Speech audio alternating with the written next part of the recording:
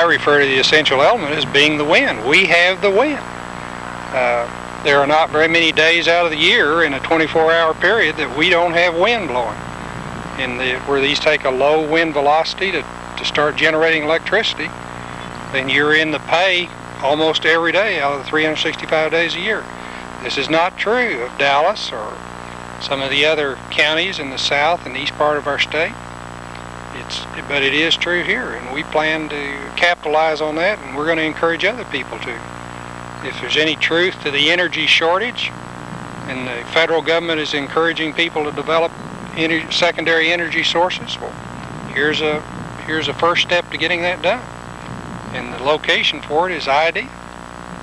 This is probably the first place in the country, as far as I know, where we've got a person who is coming in and putting windmills on someone's property and offering them basically a royalty for the use of that property for the wind production. So we're taking a production approach to this renewable energy. It's not just some sort of exotic energy. We're trying to produce as much as we possibly can and pay people equitably who get involved in that overall chain. All right, what we're doing here, we're pulling wire from the meter location to the generator itself, which this is number 6 wire. We're using a type THHN insulation. It's copper wire. You're allowed this up to 600 feet. Over 600 feet, you've got to increase it 1 wire size, 1 pipe size. And on this field here, the longest run we've got is 530 feet. And the rest of them will be less than that, up to about 80 foot is the closest one. They'll come back in here and they splice on the bottom of these 4 disconnects.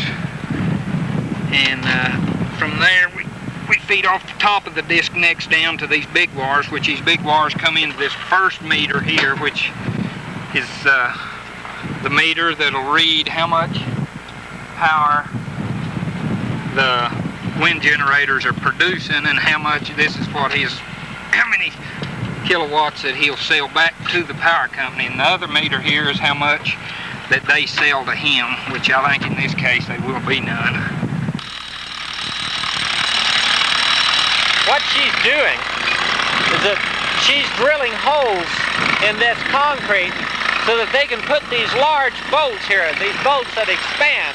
And those basically are going to be what anchor the guy wires down, which of course anchor down the windmills. The reason we didn't put the bolts in the concrete is it's just too impossible. It's just too dadgum hard to get everything right and do it in concrete. They have to come back later and put these holes and these bolts in later.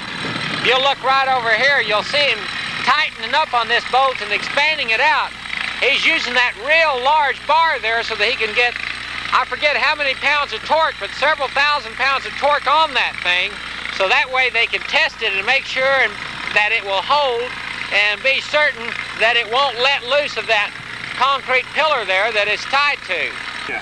Well, I was building a house out here in the country, and I first started out to install solar systems, you know, like and the only thing you could use it would be with hot water in some form or fashion. How you would convert any of that to electricity, I have no idea and wouldn't know the cost of it at this time.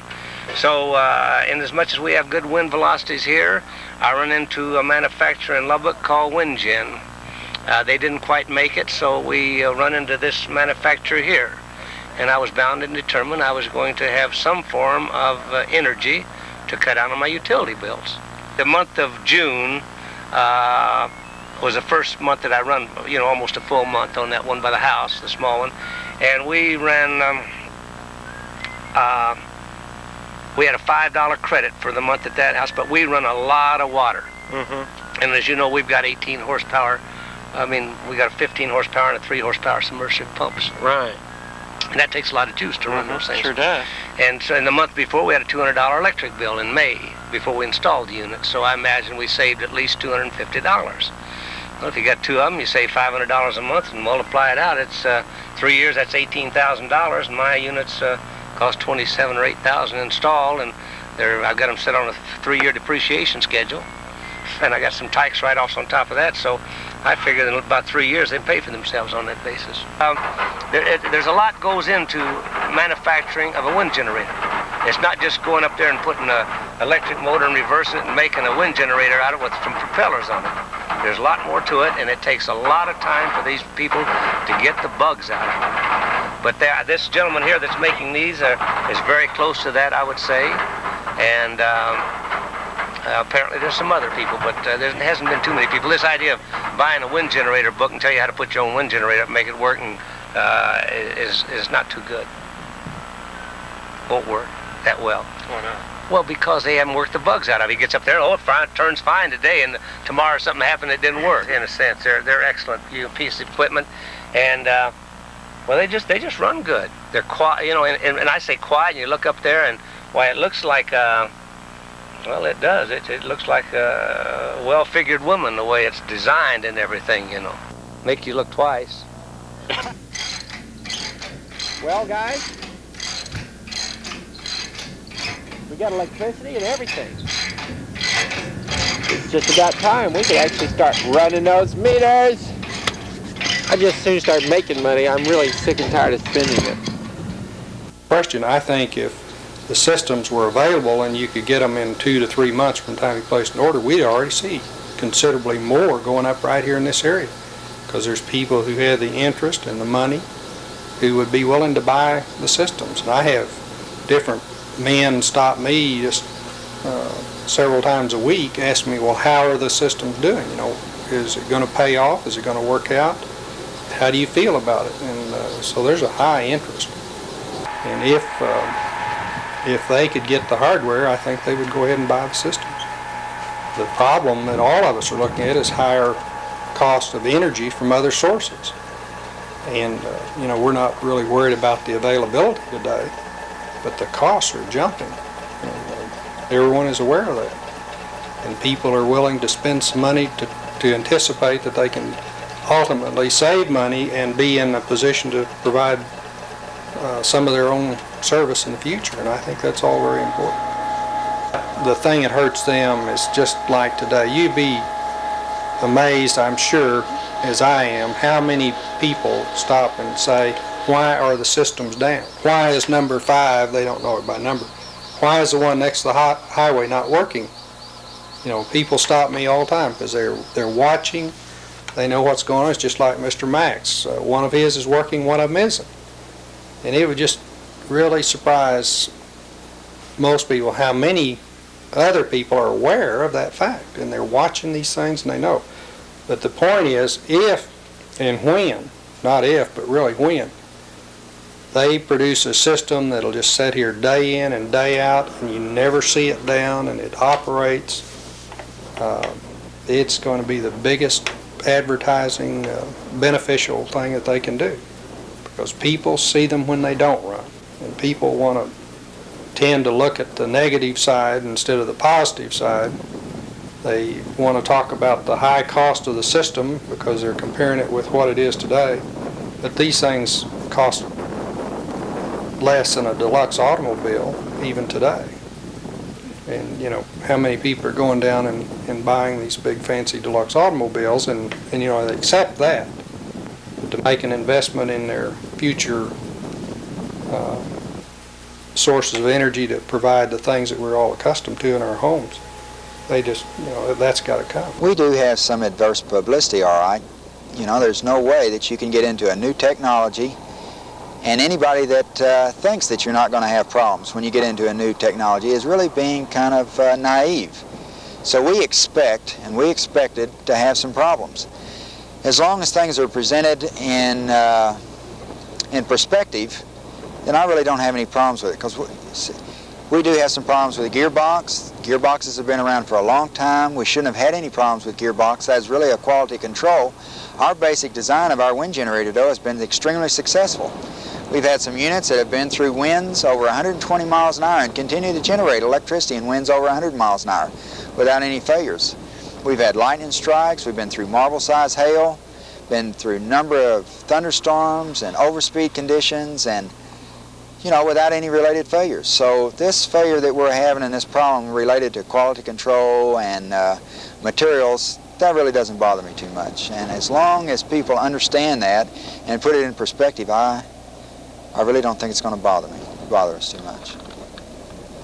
It's back again to a quality control, not only from the suppliers, but also the people that put them on the boards, to the point that we do a lot more testing of our electronics now before we ever send a unit out than we ever did before.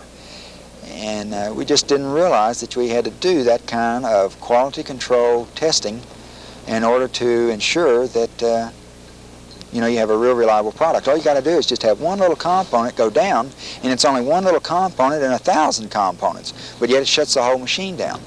So in order to have a very reliable machine, each component then has to be extremely reliable. And it just has to be a lot of testing that goes in and a lot of quality control before you can have a real quality machine. One that you can depend on to last for 20 years. We put the generators in the beginning of '82, and now 4 months later, we're still in the process of seeing what they're going to generate. We're in the high wind season right now, and it looks like we're producing just about what we're consuming. And the excess, that is at the time, goes back into the utility company, and we have an agreement with them. They buy our excess. The total at the end of the month is we're doing about 80% of what we're consuming with the church and the school.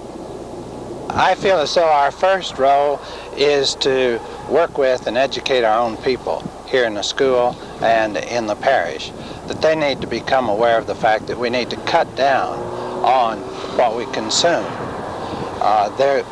We tend to feel that as long as it's there and as long as it doesn't cost very much, I'm free to use as much as I can afford to pay for. That's kind of an American idea. I can waste all I want to waste. All I have to do is to be able to pay for it. When you take that mentality and carry it on through, the only thing that slows us down from being consumers is the cost. Now the cost continues to escalate, and some people are going to have to cut out using or cut down considerably the use of energy. However, I don't feel as though we are free to waste. We are responsible, whether it be expensive or inexpensive. And our wind machines, for example, or the way we built the church underground at an additional expense, they say it's not cost effective. Well, the cost of utilities is going to continue to go up. Right now it may not be cost effective, later on it may be. But is cost effectiveness the only reason why we exist? The only thing that dictates what we use and what we don't use? I say no. It's not a matter of how much does it cost.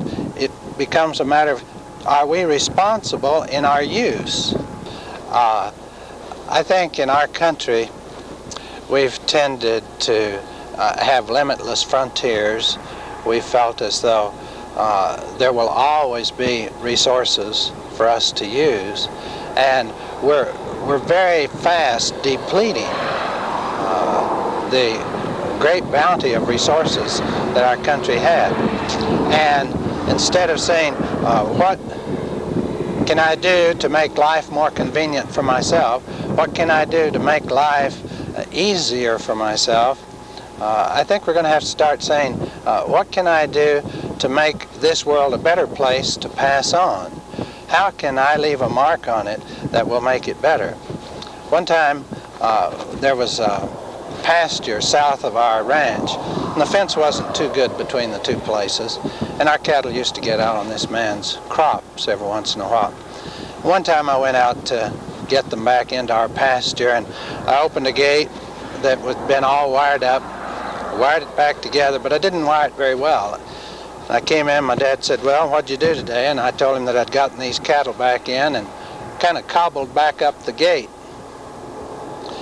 And the guy that lived down south of us didn't like him very well anyway. And he said, don't you ever touch a thing unless it's better for you touching it, or for you touching it, for you touching it, or for you touching it.